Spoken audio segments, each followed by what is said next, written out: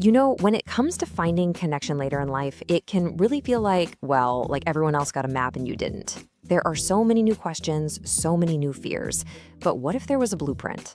A clear, kind way to understand what you're feeling, and more importantly, to find your way forward with confidence. That is exactly what we are going to explore together today.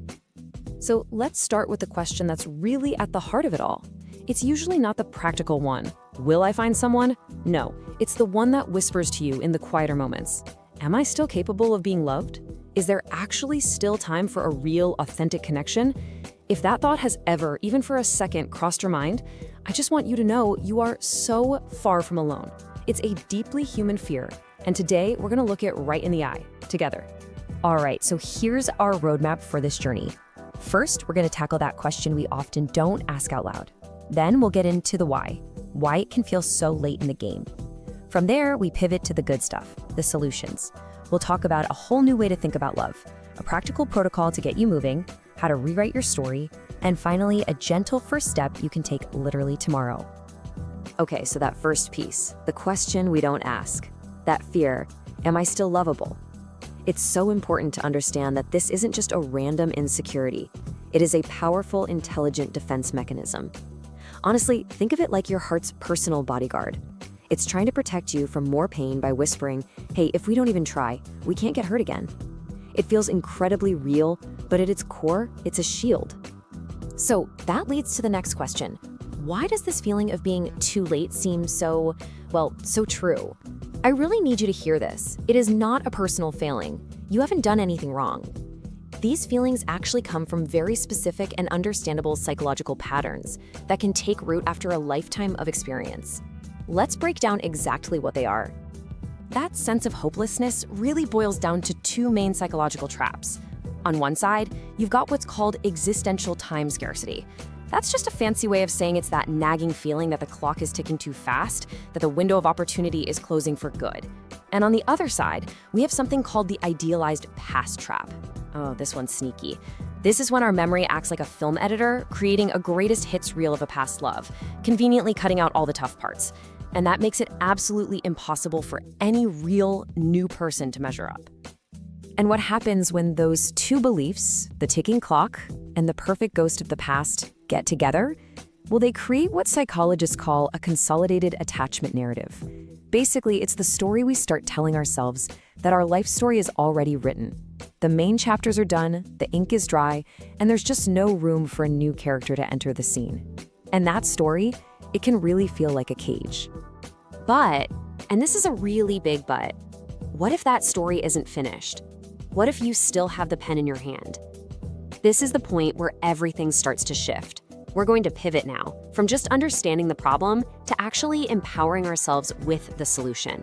And it all begins with one single powerful idea that can completely rewrite that ending. Here is the most powerful truth you can hold on to.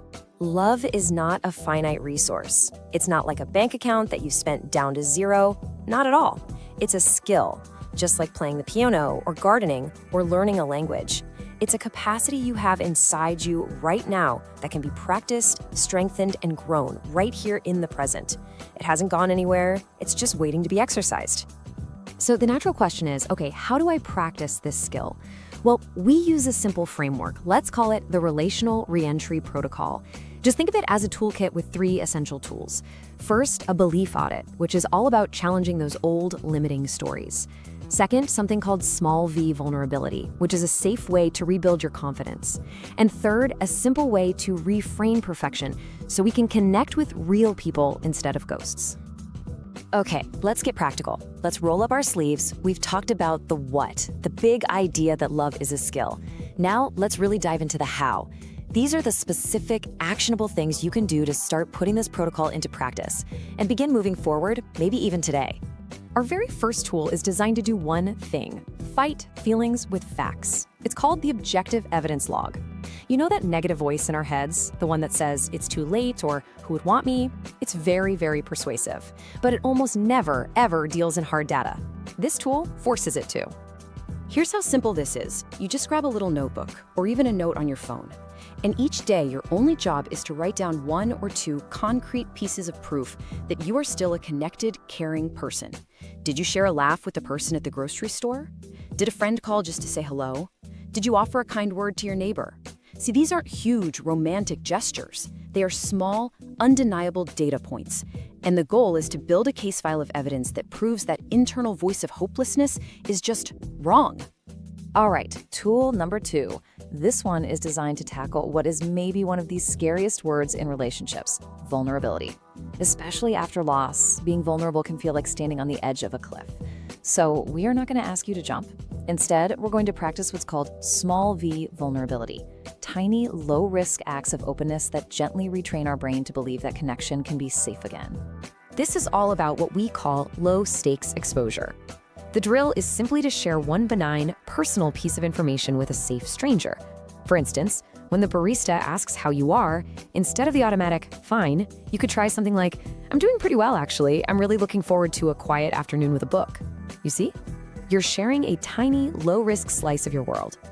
The point isn't to have a deep conversation, it's to give your brain new data that proves that these little acts of openness are safe and often met with warmth. And our third and final tool is a powerful antidote to that idealized past trap we talked about earlier. It's a simple mental exercise called the 3 Imperfections Rule, and it's designed to keep you grounded in the present moment with a real person, not a memory. So when you meet someone new, your task is to gently notice and accept 3 small human imperfections. Maybe they tell a joke that doesn't quite land, or they have a slightly quirky laugh, or they get passionate about a topic you find a little boring. Now, let me be absolutely clear about this. This is not about being critical or looking for flaws. It is the exact opposite. It's about humanizing them. This simple act breaks the spell of that perfect, idealized memory and allows you to see and connect with a real, wonderful, and yes, imperfect human being who's right there in front of you. Now, these tools, they're the building blocks. They're the how. But they all serve a much bigger, more profound purpose: to give you the power to rewrite your own story. The final piece of this puzzle isn't really an action you take, but a powerful shift in how you see your own life.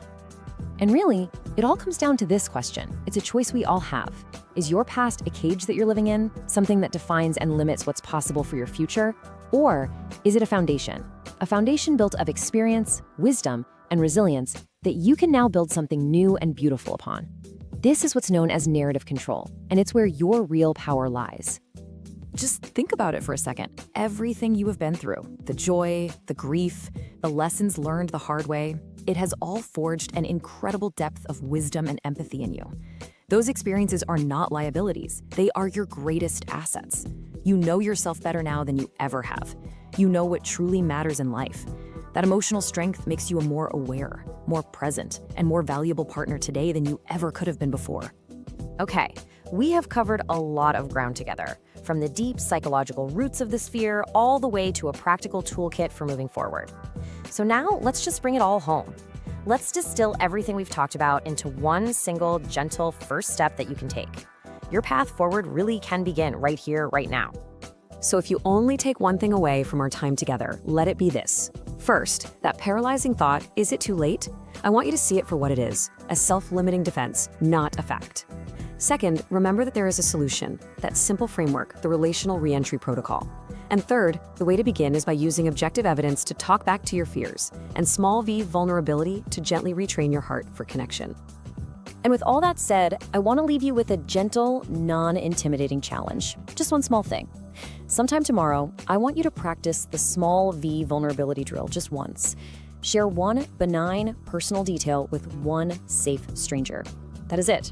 That one tiny, seemingly insignificant act, that's how you start rewriting your story, one sentence at a time. So as we close, let's remember that the paralyzing doubt you might feel isn't a final verdict on your capacity for love.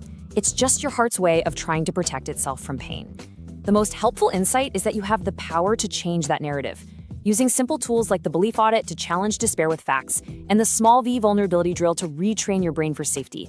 By actively choosing a future-forward narrative, you reclaim control of your story, and you open the door to finding the authentic companionship and love that is absolutely 100% still possible.